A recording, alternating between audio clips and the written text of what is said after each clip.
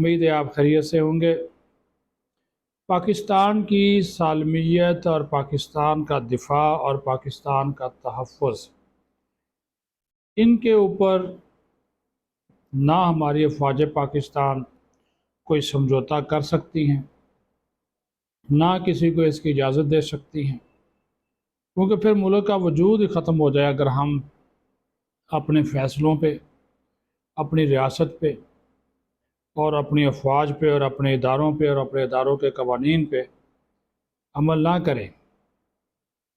بہت سی باتیں کی جا رہی ہیں، سیدھا اس مدعے پہ آ جاتے ہیں کہ جو فیصلہ ایک 4 ججز پر مشتمل بینچ نے دیا، 5ویں جو معزز جج تھے انہوں نے اس سے اختلاف کیا کہ فوجی عدالتوں میں سویلین کا ٹرائل نہیں ہو سکتا۔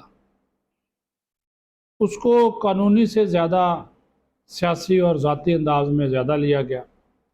جس بینچ نے یہ فیصلہ کیا، اس بینچ کا جو چاروں کے چاروں معزز ججز ہیں، ان کی وابستگی ایک خاص جماعت، سیدھی سی بات ہے، تحریک انصاف، اس سے ڈھکی چھپی نہیں ہے۔ یہ سابق چیف جسٹس عمر عطا بندیال کے ساتھ تھے، اور سابق چیف جسٹس جس طرح کے فیصلے ساسو ماں کے کہنے پہ کرتے تھے، اسی طرح کے فیصلوں کے حوالے سے یہ بھی ایک 4 ججز کا بینچ سامنے آیا۔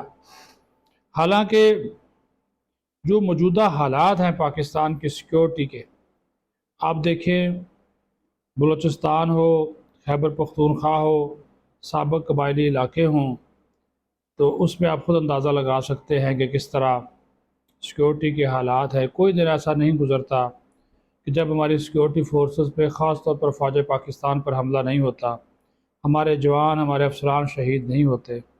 لیکن وہ کس کے لیے شہید ہوتے ہیں؟ ہمارے لیے، میرے اور آپ کے کل کے لیے، میرے اور آپ کے بچوں کے کل کے لیے، مستقبل کے لیے۔ ورنہ ان کو کیا ضرورت ہے کہ وہ اپنی جانوں کا نذرانہ پیش کریں؟ لیکن چونکہ وطن کا دفاع ایک مقدس فریضہ ہے، اور ہمارے تو جوانوں کا جو ماٹو ہی جذبہ جہاد سے سرشار ہوتا ہے، وہ جہاد کے جذبے سے لبریز ہوتے ہیں، تو اس وجہ سے اگر ان پر حملہ کرنے والے سویلین عدالتوں میں جائیں گے تو کیا سویلین عدالتیں ان کو انصاف دیتی ہیں؟ کبھی نہیں دیتی۔ اگر ایسا ہوتا تو پھر آج ہماری جو عدلیہ ہے وہ دنیا میں 140ویں نمبر پر نہ ہوتی، کیونکہ ہمارے ہاں جو فوجداری نظام ہے وہ بہت زیادہ فرسودہ ہے، پرانا ہے، اور اس میں بہت سی خامیاں ہیں۔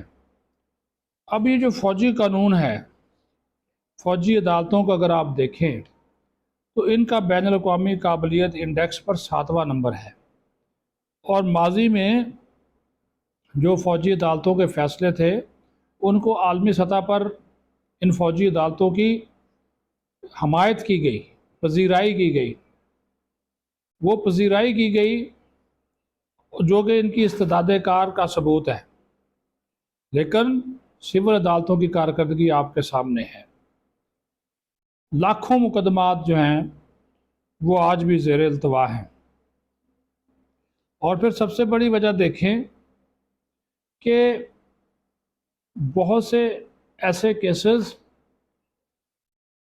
سول فوجی عدالتوں میں اگر چلتے بھی ہیں تو یہ کہنا بہت زیادہ آسان ہوتا ہے کہ یہ فوجی عدالت کا فیصلہ حتمی ہوتا ہے۔ ایسا بھی نہیں ہے۔ ماضی میں ہم نے دیکھا کہ ان فیصلوں کے خلاف اعلیٰ عدالتوں میں اپیلیں ہوتی رہیں، عدالتوں نے ان اپیلوں کے اوپر اپیل کرنے والے کے حق میں فیصلہ دیا، اور ابھی بھی فوجی عدالتوں کا فیصلہ ہائی کورٹ میں اور اس کے بعد پھر سپریم کورٹ میں چیلنج ہو سکتا ہے۔ یہ نہیں کہ نہیں چیلنج ہو سکتا، اس کے باوجود یہاں پہ باتیں کی جاتی ہیں۔ ان تمام تر حقائق کے باوجود کچھ نام نہاد قانونی ماہرین عوام کی نظروں میں، عوام کی آنکھوں میں یہ دھول جھونکتے ہیں، کیونکہ یہ وہ لوگ ہیں جن کے اندر افواج کے لیے بغض اور کینہ ہے۔ وہ حقائق کو نہیں دیکھتے،